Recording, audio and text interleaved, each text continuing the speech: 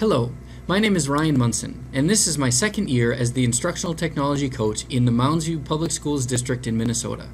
The types of trainings I do are vast and varied. Meeting with a teacher during planning to work on a lesson plan, meeting with an instructional leader to train the trainer, working with a PLC group to learn how to integrate a tool, or creating an open dialogue about technology to help teachers share ideas. In all of these trainings, there are a few consistencies. The most important is that we are always focused on student learning. I am working to shift the idea of training from how a tool works to how can I use this tool to promote high quality instruction and have a positive impact on student learning. Another is that I am always fully committed to the training, which is why you will soon understand this look. This year, 120 of our teachers got new classroom sets of Chromebooks. This past summer, I led a 45-hour hybrid class called Tech Nerd Camp for 60 of these teachers, and I am now working to help them implement what they learned. One of the activities was on Google Classroom, so we are going to look at some additional ways Google Classroom can be used. It's time for another 2-minute training tip. Today I want to talk about ways you can use a student can edit file document in Google Classroom to get all students interacting on the same document. I have created an assignment and attached a student can edit file document to this assignment.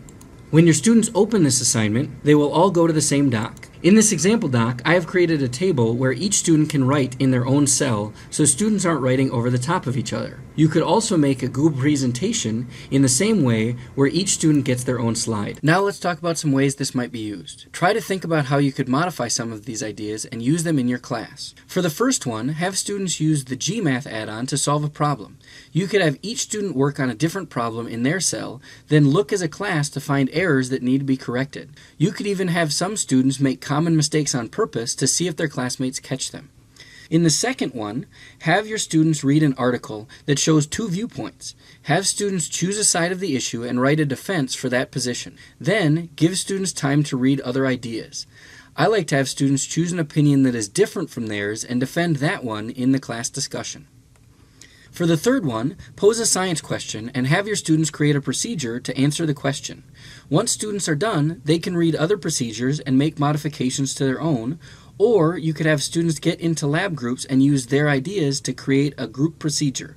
Then they can use their procedure to complete the lab. In the last example, you can pose a question about an event in history. Students can research causes and write one in their cell. Then, you can discuss them as a class and create a master list of causes.